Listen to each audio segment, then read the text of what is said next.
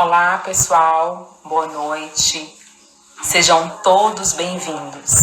É um prazer enorme ter vocês aqui novamente nas nossas lives das quintas-feiras. Para quem está chegando aqui agora, eu sou Renata Nunes, sou psicóloga, sou terapeuta de família. E todas as quintas-feiras, às 19 horas, eu estarei aqui com vocês, partilhando alguns temas que eu considero que são bastante pertinentes e estão sempre presentes nas minhas caixinhas de perguntas aqui no Instagram. Para quem está chegando, sejam bem-vindos. Nós vamos estar conversando hoje sobre limites. Por que é tão difícil falar não para o outro?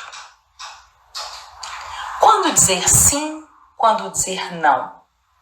Então hoje nós vamos estar conversando sobre esse tema que faz parte do nosso dia a dia. Então vamos lá. O que é muito importante quando eu trouxe esse tema e me surpreendi com as perguntas de vocês na caixinha de perguntas, que eu abri, para a gente estar conversando um pouquinho.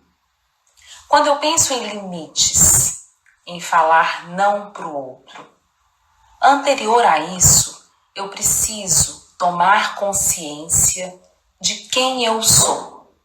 Olhar para mim mesmo antes de olhar para fora, antes de olhar para o outro. Eu só vou conseguir ter clareza de quando é que eu devo dizer sim e quando é que eu devo dizer não, ao tomar consciência do que é valor para mim, do que é prioridade para mim, do que realmente importa, de quais maneiras eu quero gastar o meu tempo. Se eu não tenho consciência das minhas emoções, de quando é que eu me sinto desrespeitado, dificilmente eu vou me sentir seguro para colocar limite para o outro. E como é difícil ter essa consciência, não é verdade? Eu costumo chamar esse exercício de olhar para nós mesmos e de escutar a nossa própria voz de diálogo interno. Eu queria que vocês prestassem bastante atenção nisso, até que anotassem. Por quê? Para que eu tenha essa segurança de estabelecer limite para o outro, o primeiro passo são os diálogos internos que eu preciso ter comigo todos os dias. Me perguntar o que eu realmente quero. Quem eu quero me tornar? O que de fato é importante para mim? Isso é muito difícil, porque incomoda, traz um desconforto. É muito mais fácil olhar para o outro. Nesse lugar desse excesso de disponibilidade e nessa preocupação excessiva em agradar o outro, eu tiro os olhos de mim mesmo. E fico nesse lugar de salvar o outro, que é uma boa estratégia que eu construo para me distrair das minhas próprias mazelas, dos meus débitos, daquilo que me desacomoda, que traz desconforto. Concordam com isso? Então, a partir do momento que eu tenho consciência do que eu realmente quero, de qual é o meu lugar nas relações, eu começo a ter clareza de quando é que eu me sinto desrespeitado por mim mesmo. Esse é um ponto fundamental. Algumas vezes eu costumo dizer sim para o outro e não para mim mesmo. E essa é uma das maneiras mais frequentes de autodesrespeito. Na intenção de agradar o outro, eu passo por cima de mim e me desrespeito, sem ao menos ter consciência disso. E as pessoas perguntam sempre, mas eu não vou me tornar uma pessoa ruim, indisponível? Não, muito pelo contrário. Porque a partir do momento que eu passo a ouvir a minha própria voz, a ter clareza do que eu realmente quero, de quais situações em que eu me sinto desrespeitado, ao escolher dizer sim para o outro, eu não vou estar sendo incoerente com os meus desejos, com aquilo que eu realmente quero para a minha vida. E aí, eu não corro o risco de construir um amor cobrador nas minhas relações. Porque todas as vezes que eu falo sim para o outro e não para mim, pode ter certeza que você está construindo um amor cobrador. Vocês sabem, já ouviram falar do que é amor cobrador? O amor cobrador acontece muitas vezes quando eu fico nesse lugar de tentar agradar o outro a qualquer preço. Eu me sobrecarrego para auxiliar o outro. Vamos pensar nas relações de trabalho. Quantas vezes você se sobrecarregou, você se desorganizou para atender um pedido do seu colega? E aí você coloca lá na sua cadernetinha: o outro está me devendo. Por quê? Porque eu faço muito por ele. Porque eu me sobrecarrego, eu deixo as minhas coisas para atender o pedido dele. E aí eu anoto. Mãe é uma das pessoas mais suscetíveis a criar o amor cobrador. Aquelas mãezonas extremamente disponíveis, que tira da boca e dá para o filho. São aquelas mães que correm o risco de mandar a conta para o filho lá na idade adulta. Filho, eu não acredito que você não vai vir almoçar comigo aos domingos. Eu não acredito que você não vai estar disponível agora. Eu dediquei a minha vida a você. Eu fiz tudo por você. Eu abri mão de tantas coisas por você. E aí constrói-se o amor cobrador. Então, todas as vezes que eu me desrespeito, que eu falo não para mim mesmo, eu corro o risco de mandar a conta para o outro. E isso não é saudável. Mas quando eu escolho fazer aquilo que é importante para o outro, sabendo que isso não vai me desrespeitar, é leve. Eu não espero em troca. Eu não faço para receber. Eu faço porque é importante para mim, porque é valor para mim.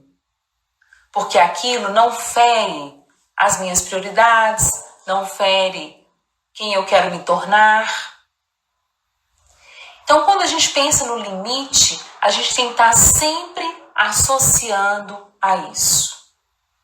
O que eu realmente quero nessa situação. Ouvir a própria voz. Parece fácil, mas eu sei o quanto que isso é difícil, porque nós, de um modo geral, a gente sobrevive. A gente come, dorme e trabalha. Pouquíssimos de nós desenvolveu essa consciência de se perguntar: como eu estou me sentindo hoje? O que eu quero nessa situação? De um modo geral, a gente vai no automático. Nós ligamos o piloto automático. E no receio de desagradar, a gente fala assim. A gente recebe uma ligação e a pessoa faz um pedido. Imediatamente, a gente responde: claro. É como se eu respondesse uma coisa com a boca e o meu coração sente outra. Essa é uma maneira de me desrespeitar. E como é que a gente faz isso? Como é que a gente vai tomando essa consciência e alterando esse padrão de comportamento, esse padrão de funcionamento. Uma estratégia bastante eficaz é não responder os pedidos de imediato. Eu me lembro que lá no início da minha profissão, há 22 anos atrás, eu comecei aqui em Montes Claros dando palestras. Era muito importante que as pessoas me conhecessem o meu trabalho. E eu fui gostando, eu aprendi a fazer isso se tornou prazeroso. Mas chegou uma hora que ficou excessivo. Os convites para palestrar nas igrejas, nas escolas, foram perdendo o prazer pelo excesso de palestras que eu precisava ministrar. E eu tinha muita dificuldade em falar não. Porque era um receio muito grande de desagradar o outro. O que o outro vai pensar? E se o outro deixar de gostar de mim? Mas quando eu fui me trabalhando e fui dando conta de que eu estava me desrespeitando, eu comecei a usar essa estratégia. Eu recebia a ligação, a pessoa me perguntava se eu estava disponível e eu pedia a pessoa para eu responder depois. Eu me lembro de há muitos anos isso. Um padre, já bem mais velhinho, me ligou um dia me pedindo para eu palestrar durante o domingo inteiro. Eu pedi para ele que eu gostaria de responder depois, se eu poderia ligar daí a pouco, que eu precisaria conversar com meu esposo, era num domingo, né, ia envolver a minha família. E aí eu desliguei e fui fazer esse exercício. O que eu realmente queria. Se eu escolhesse falar sim para ele, eu iria feliz, disponível, sem me sentir desrespeitada, sem me sentir sobrecarregada. E eu percebi que se eu falasse sim para ele, eu iria com raiva daquilo. Porque eu não estava disponível para sair e passar o domingo inteiro naquela época, com os filhos pequenos. Mas se eu fosse durante 1 a 2 horas, eu iria com muito prazer. Eu não ia me sentir desrespeitada, não ia me sentir sobrecarregada. E aí eu liguei para ele e fiz a minha proposta. A partir de então, eu sempre uso essa estratégia. Eu peço para pensar um pouco. Qualquer coisa que seja.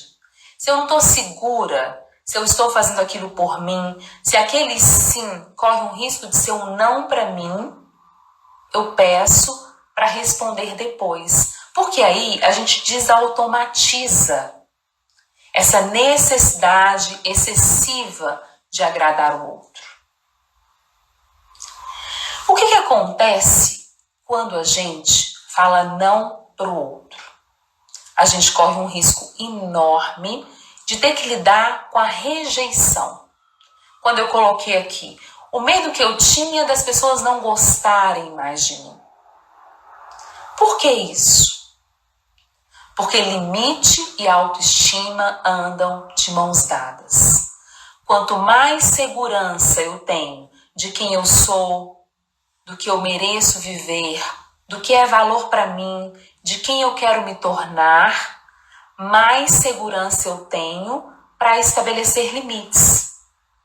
Mas se eu não tenho segurança, o meu amor próprio está muito fragilizado, eu não tenho clareza do que eu mereço, eu preciso que o outro goste de mim a qualquer preço, mesmo que seja às custas do meu autodesrespeito. Então, quanto mais segurança pessoal eu tenho, maior tranquilidade eu vou ter para colocar limite para o outro, de uma forma amorosa, respeitosa, sem agressividade. Eu escolho me respeitar. E aí eu gostaria de fazer um questionamento aqui. Quem são as pessoas que você acha que vão estar ao seu lado quando você se tornar inútil? Tem uma música do padre Fábio de Mello que ao final da música, uma música bem antiga, ele coloca assim, que nós precisamos conhecer quem é que vai dar conta da nossa inutilidade. Porque quem é que vai colocar o Padre Fábio no sol e principalmente tirar o Padre Fábio do sol lá na velhice, quando nós nos tornarmos inúteis? Porque essas são as pessoas que nós podemos de fato contar. E quanto mais disponíveis nós somos, mais rodeado de pessoas nós andamos por aí. Achamos que somos muito amados, muito queridos.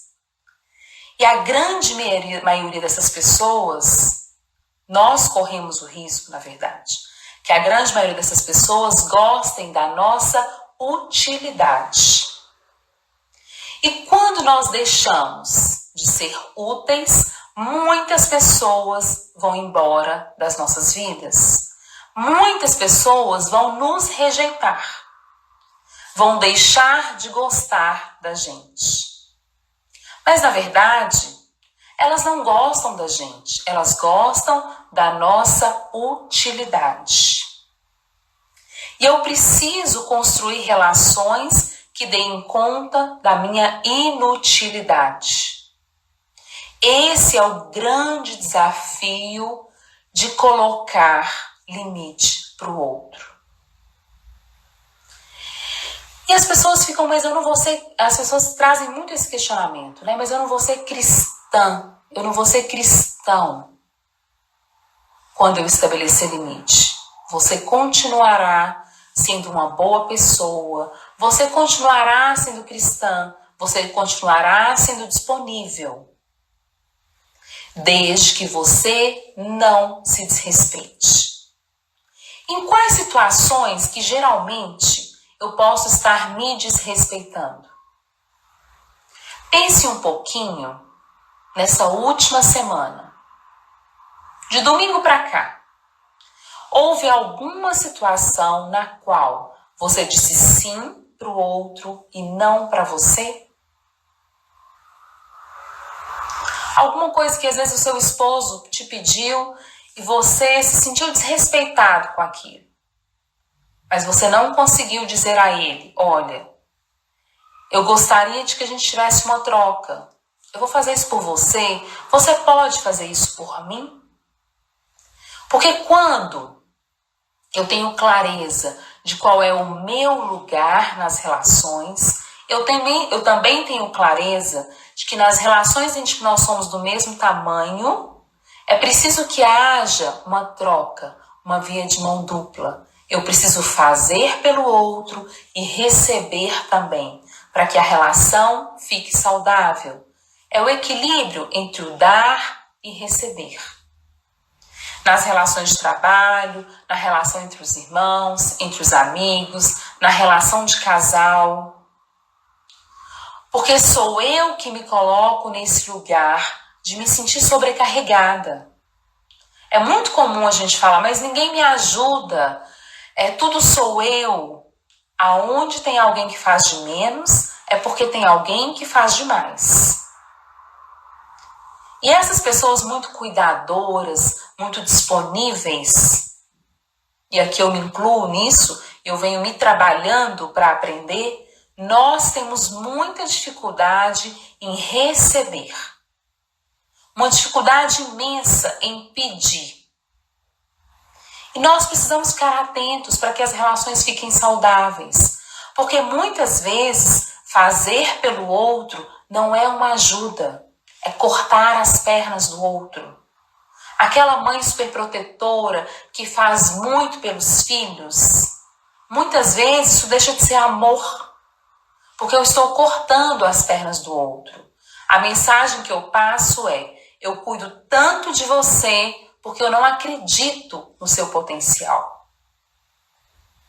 Então vamos observar em quais situações que eu preciso sair de cena, que eu preciso também receber.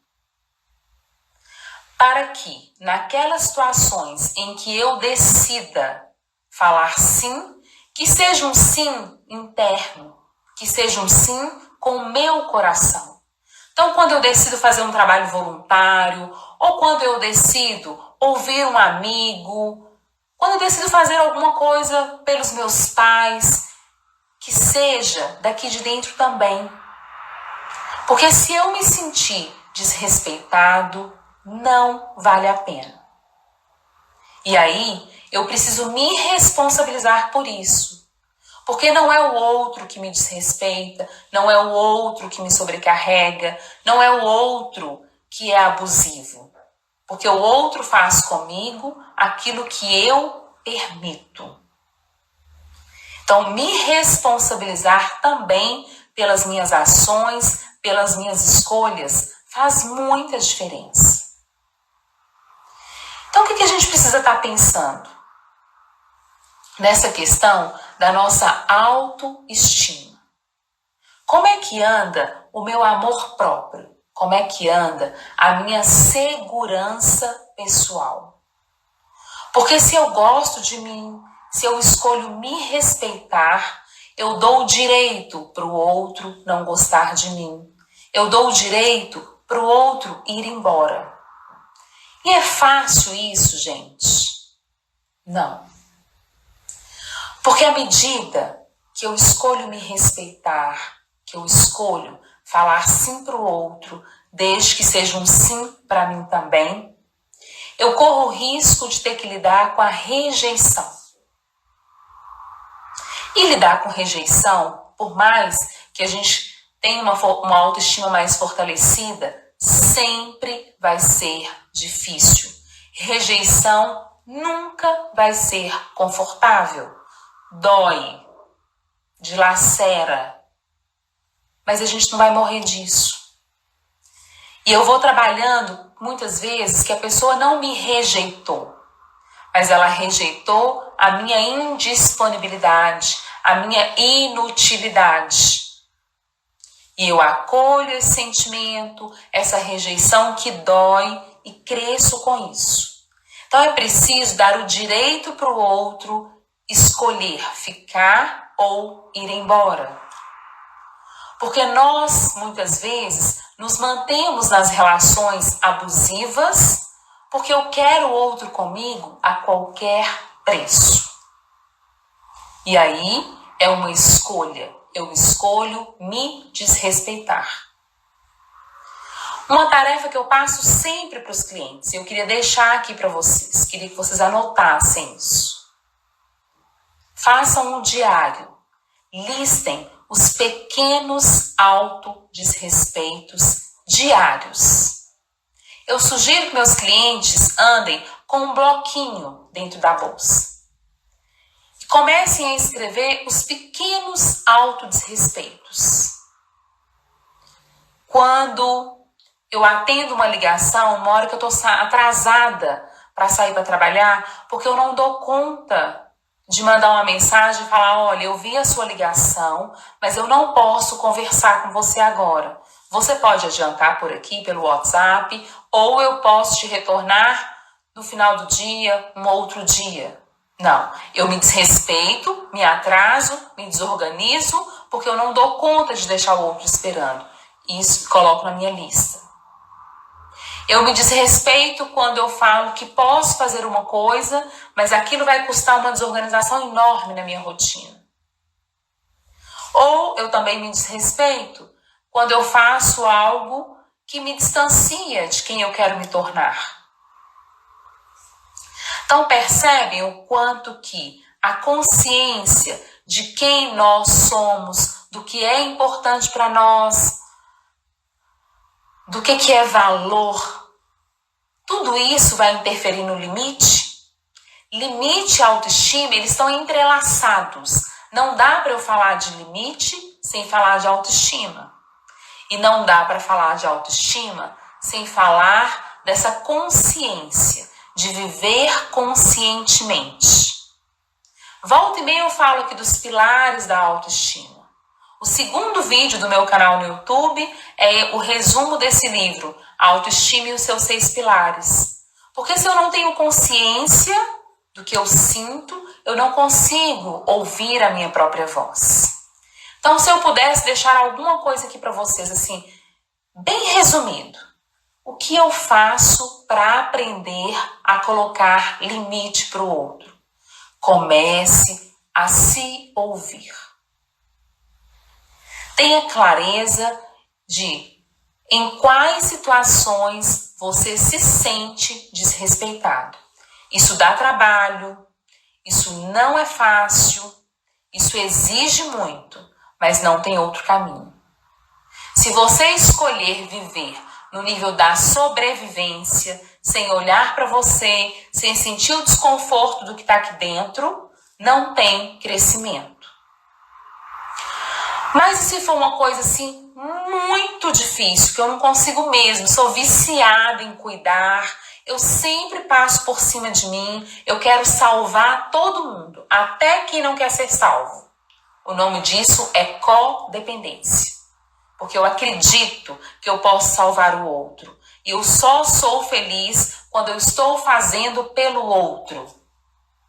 Porque isso é uma distração para não olhar para o que dói aqui dentro. Para isso, tem terapia.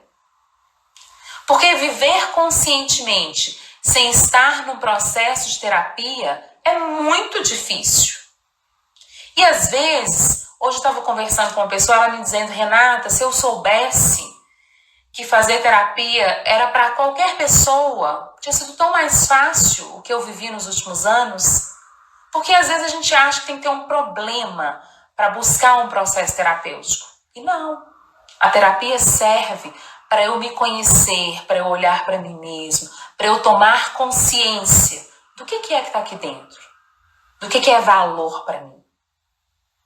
Então, se está muito difícil, né? Eu escutei muito isso nas perguntas. Eu não consigo saber quando colocar limite. Eu fico muito fragilizado quando eu falo não para o outro. Às vezes, a terapia pode te ajudar. Mas comece agora com esse diário dos pequenos autodesrespeitos.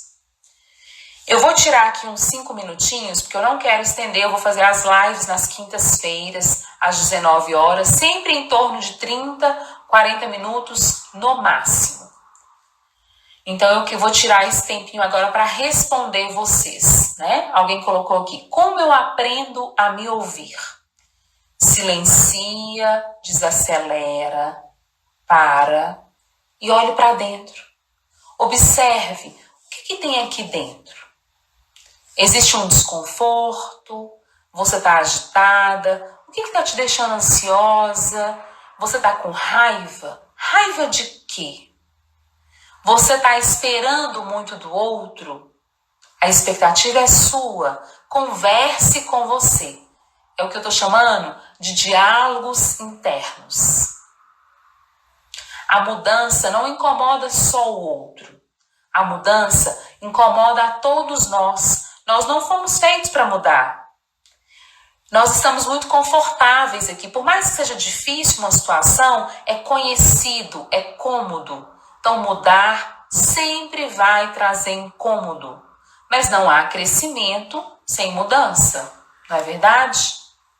Como dizer não sem culpa? No início, a gente vai ter culpa. A gente vai sentir que a gente é má, que a gente não está disponível. Mas quanto mais eu tiver clareza do que eu realmente quero, do que é importante para mim, de qual que é o meu lugar, se aquilo é um desrespeito comigo ou não, aquela escolha que eu faço, a culpa vai diminuindo. A questão, gente, é aprender a escolher dizer sim. Porque se eu disser sim por uma escolha, é confortável, é saudável. O que não pode é eu falar não para o outro, aliás, é eu falar sim para o outro, porque eu não consigo estabelecer limite. Como diminuir a expectativa em relação ao outro? A primeira coisa, como não criar expectativas, né? A mesma coisa, é me responsabilizar pelas minhas próprias expectativas. O livro da autoestima vai falar sobre isso. Eu sou responsável pelas minhas próprias expectativas. E quanto mais eu me dou, mais eu me desrespeito, mais eu espero do outro. Eu preciso esperar de mim mesmo e não do outro. Eu sou responsável pela minha própria vida. Eu sou responsável pelas minhas próprias escolhas e pela minha felicidade. Eu costumo dizer que expectativa é uma erva daninha, é uma praga. Nós não vamos conseguir ter expectativa zero, mas quanto mais a gente conseguir diminuir a expectativa, mais livre, mais leve, mais feliz nós vamos nos sentir. Então, façam esse exercício de se responsabilizar pelas próprias expectativas. E um exercício de baixar essas expectativas. Porque eu fico esperando que o outro me faça feliz, que o outro me preencha. Nós só vamos conseguir fazer isso, de receber do outro, quando eu estiver inteira. A única possibilidade que existe é estar inteiro, abastecido, para trocar com o outro. Porque o outro não pode me dar alguma coisa que falta aqui dentro de mim. Então, quanto mais eu cuido de mim, menos expectativa eu crio em relação ao outro. Lembrando, façam essa tarefa de vocês de anotar os pequenos autodesrespeitos diários. Na semana que vem, na próxima quinta-feira, dia 2 de julho, eu vou fazer uma live sobre a relação com a sogra. E aí podem ir pensando, trazendo algumas dúvidas, que eu vou construir isso junto com vocês aqui. Combinado? Muito obrigada. Um prazer ter vocês aqui. Obrigada pelo carinho de vocês. E vamos começar agora a treinar o diálogo interno para que a gente possa estabelecer limites e escolher dizer sim para o outro sem ter que dizer não para si mesmo. Um abraço e boa noite para vocês.